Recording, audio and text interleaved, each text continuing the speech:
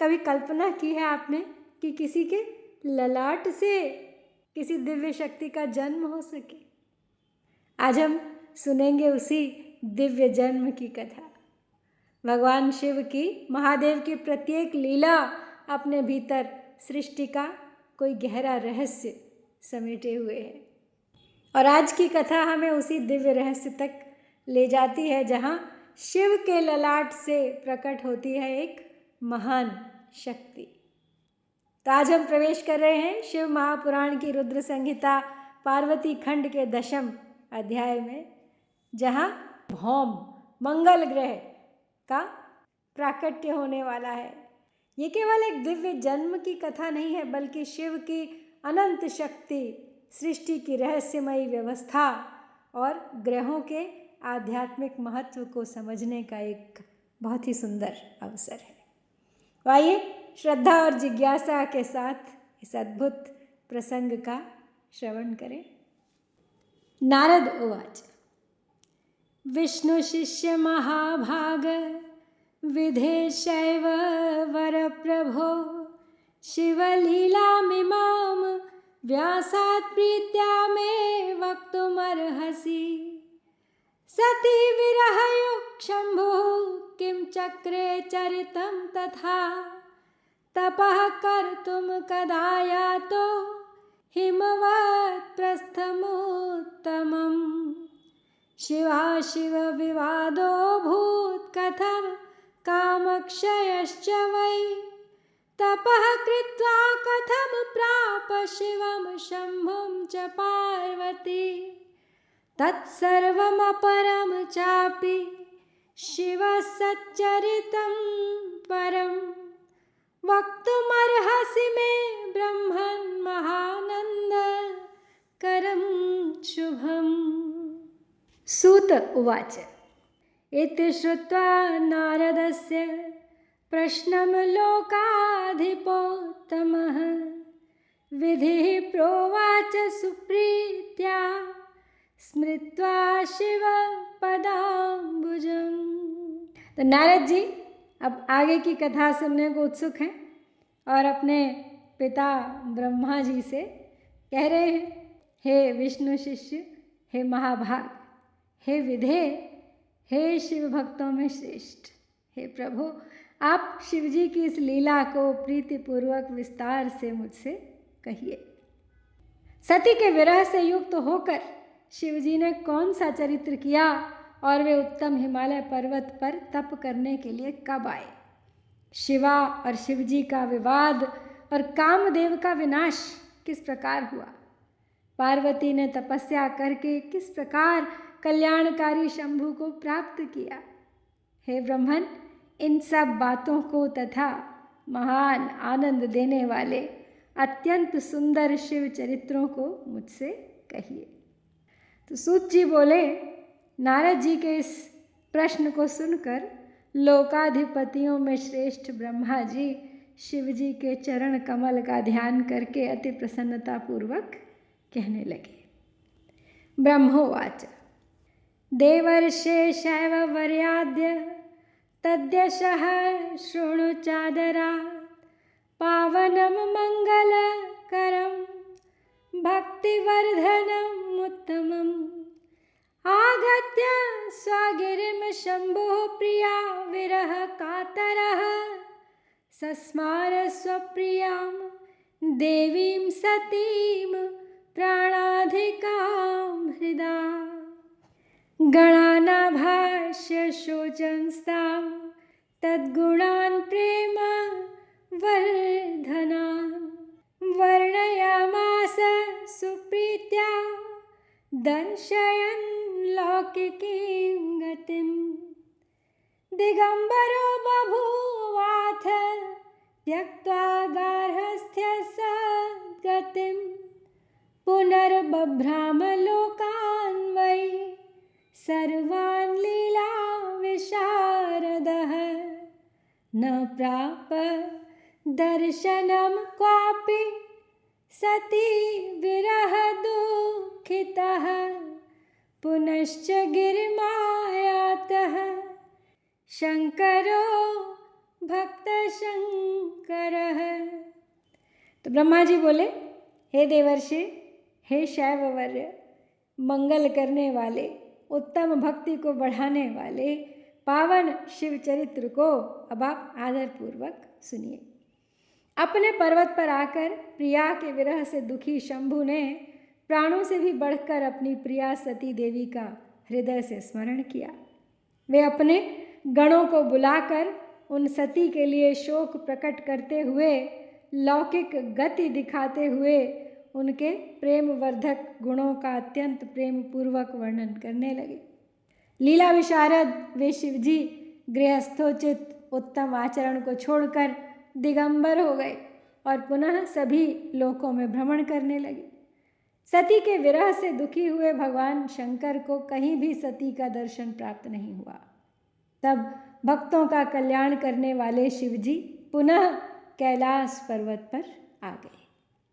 समाधाय मनोयत्ना समाधिम दुःखनाशनम् चकार स ददर्शासौ स्वरूपं निजमव्ययम् इत्थं चिरतरं स्थाणस्तस्थौ ध्वस्तगुणत्रयः निर्विकारी परं ब्रह्म मायाधीशः स्वयं प्रभुः ततः समाधिं तत्याज व्यतियुर्ह्यमिताः समाः यदा तदा बभूवाशु चरितं तद्वदामि वः प्रभोर्ललाटदेशात्तु यत्पृषच्छ्रमसम्भवं पपातधरणौ तत्र स बभूव शिशुर्द्रुतं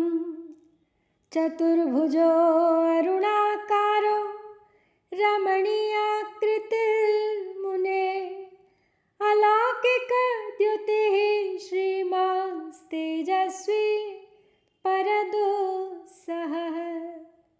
तब उसके बाद उन्होंने यत्नपूर्वक अपने मन को एकाग्र कर दुख दूर करने वाली समाधि लगाई और अपने अविनाशी स्वरूप का दर्शन किया। इस प्रकार मायाधीश, त्रिगुणातीत, विकार रहित परब्रह्म स्वयं प्रभु सदाशिव स्थायी होकर समाधि में बहुत दिनों तक लीन रहे। जब समाधि लगाए हुए उनको बहुत वर्ष बीत गए, तब उन्होंने अपनी समाधि का त्याग किया और उस समय जो चरित्र हुआ, अब वो मैं आपको बताता हूँ। प्रभु के ललाट स्थल से जो पसीने की बूंदें पृथ्वी पर गिरी, उनसे शीघ्र ही एक बालक उत्पन्न हुआ, प्रकट हो गया वहाँ पर। हे मुने, वो 4 भुजाओं से युक्त, अरुण वर्ण वाला, अत्यंत मनोहर रूप वाला, अलौकिक तेज से संपन्न, श्रीमान, तेजस्वी तथा शत्रुओं के लिए दुस्सह था। रुरोध स शिशुस्तस्य पुरोहि परमेशितुः प्राकृतात्मजवत्तत्र भवाचाररतस्य हि तदा विचार सुधिया धृत्वा सुस्त्रीतनुं क्षितिः आविर्बभूव तत्रैव भयमानीय शङ्करात् तं बालं द्रुतमुत्थाप्य क्रोडायां निदधे वरं स्तन्यमसापायत्प्रीत्या दुग्धं चोपरि सम्भवम् चुचुम्ब तन्मुखं स्नेहात् स्मित्वा क्रीडयदात्मजं सत्यभावात् स्वयं माता परमेशहितावः तद्दृष्ट्वा चरितं शम्भुः कौतुकी सूतिकृति अन्तर्यामी विहस्याथोवाच ज्ञात्वा रसांहरः। तो भौम के जन्म की कथा सुनाते हुए ब्रह्मा जी आगे बोले नारद जी से कि प्रभु के ललाट स्थल से पसीने की जो बूंदें पृथ्वी पे गिरी, अब उनसे वहाँ पे एक बालक प्रकट हो गया उस स्थान पर। वो 4 भुजाओं से युक्त, अरुण वर्ण वाला, लाल रंग का, अत्यंत मनोहर रूप वाला, अलौकिक तेज से संपन्न, श्रीमान, तेजस्वी तथा शत्रुओं के लिए दुस्सह था। वो बालक उन लोकाचार रथ परमेश्वर शिव के सामने उनके समीप जाकर साधारण पुत्र की भांति रोने लगा। अब उसी समय भगवान शंकर से भयभीत हुई पृथ्वी बुद्धि से विचार कर अत्यंत सुंदर स्त्री का शरीर धारण करके प्रकट हो गई। उसने शीघ्रता से उस सुंदर बालक को अपनी गोद में उठाकर रख लिया और प्रेम से उसे अपना दूध पिलाने लगी। इस प्रकार वह परमेश्वर के हित साधन के लिए सत्य भाव से बालक की माता बनी और प्रेम पूर्वक हंसते हुए बालक का मुख चूमने लगी। तब कौतुकी सृष्टिकर्ता तथा अंतर्यामी शंभु इस चरित्र को देखकर उसे पृथ्वी जानकर हंस करके उससे बोले, धन्या त्वयं धरणी प्रीत्या पालयितं सुतं मम, त्वयि उद्भूतं श्रमजलान् महातेजस्विनो वरं, मम श्रमकभूर्बालो यद्यपि प्रियकृत् क्षिते, त्वं नाम्ना स्यात् भवेत् ख्यातस्त्रिता परहितः सदा, असौ बालः कुदाता हि भविष्यति गुणी तव, ममापि सुखदाता हि गृहाणैनं यथा रुचि। ब्रह्मोवाच, इत्युक्त्वा विररामाथ किंचिद् विरहं मुक्तधीः, लोकाचारकरो रुद्रो निर्विकारी सतां प्रियः, अपेक्षितिर्जगामाशु शिवाज्ञामधिगम्य सा, स्वस्थानं ससुता प्राप सुखमात्यन्तिकं च वै, स बालो भौम इत्याख्यां प्राप्य भूत्वा युवा द्रुतं, तस्यां काशां चिरं कालं सिषेवे शङ्करं प्रभुं, विश्वेश्वर प्रसादेन ग्रहत्वं प्राप्य भूमिजः, दिव्यं लोकं जगामाशु शुक्रलोकात् परं वरम्। इत्युक्तं शम्भुचरितं सती विरह संयुतं, तपस्याचरणं शम्भोः शृणुतादरतो मुने। तब जब पृथ्वी ने उस रोते हुए बालक को देखा तो तुरंत आ गई और उसे अपना दूध पिलाने लगी, एक स्त्री का रूप धारण करके। तो भगवान शिव बोले उनसे कि हे धरणी, तुम धन्य हो, तुम मेरे पुत्र का प्रेम से पालन करो। यह श्रेष्ठ बालक मेरे महातेजस्वी पसीने से तुम में उत्पन्न हुआ है। हे क्षिते, यद्यपि मेरे श्रम जल यानी पसीने से उत्पन्न हुआ यह बालक मुझे बड़ा प्रिय है, फिर भी यह तुम्हारे नाम से विख्यात होगा और सदा तीनों तापों से रहित होगा। यह बालक भूमिदान करने वाला, गुणों से संपन्न और तुम्हें तथा मुझको भी सुख प्रदान करने वाला होगा। अतः तुम इसे रुचि के अनुसार ग्रहण करो। तो ब्रह्मा जी बोले, विरह वेदना से थोड़ा सा मुक्त हुए भगवान शिव अब इस प्रकार कह के चुप हो गए। वस्तुतः निर्विकारी तथा सज्जनों के प्रिय वे प्रभु शिवजी लोकाचार का अनुसरण करते हैं। तब शिवजी से आज्ञा लेकर पृथ्वी शीघ्र पुत्र सहित अपने स्थान पर चली गई और उसे अत्यंत सुख प्राप्त हुआ।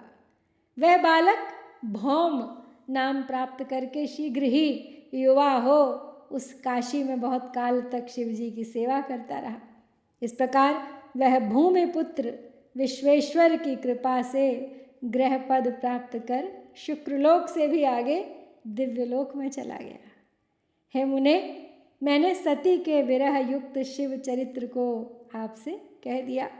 अब आप शिवजी की तपस्या के आचरण को भी आदर के साथ सुनिए।